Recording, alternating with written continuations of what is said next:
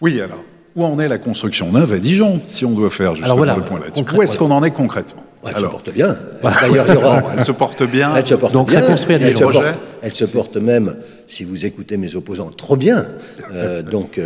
Parce qu'on construit beaucoup, et il faut construire beaucoup sur Dijon, mais raisonnablement.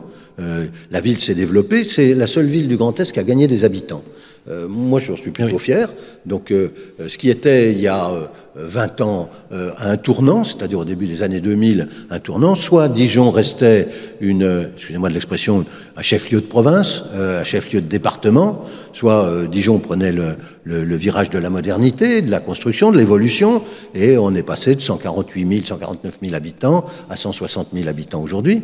Moi, je regarde cela, on est passé devant Grenoble, ça me fait plaisir, pour des tas de raisons que je n'ai pas besoin d'expliquer. On est passé devant Angers aussi, donc vous voyez, c'est une ville qui grandit, mais raisonnablement, et puis on a un horizon, en 2030, on sera à 170 000 à Dijon, je parle Dijonville, hein, le centre-ville bien évidemment, et on peut le faire en ayant une construction heureuse.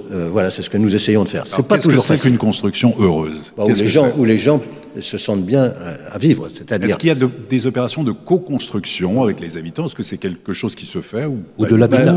Si vous demandez à des habitants s'il faut co-construire, vous ne construirez plus.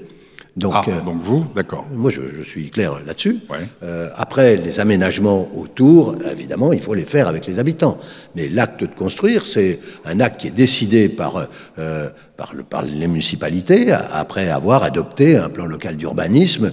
Et si on peut faire un plan local d'urbanisme habitat, déplacement, environnement, ça serait beaucoup mieux parce qu'on comprend que quand on fait cela, on construit plus haut là où il y a des transports collectifs et on s'éloigne de plus en plus pour faire des maisons. On peut faire des maisons en ville. À Dijon, on a un programme qui s'appelle les maisons en folie qui a été construit et puis on va avoir un programme, on a un nom anglais, ça s'appelle Bell House, où il va y avoir 100 maisons. Donc à côté, il va y avoir une grande tour et puis il y aura 100 maisons aussi. On essaie de gérer au mieux notre foncier pour le rentabiliser et puis pour permettre aux gens d'être bien logés dans des conditions différentes financières, bien évidemment, puisque c'est derrière ça le problème.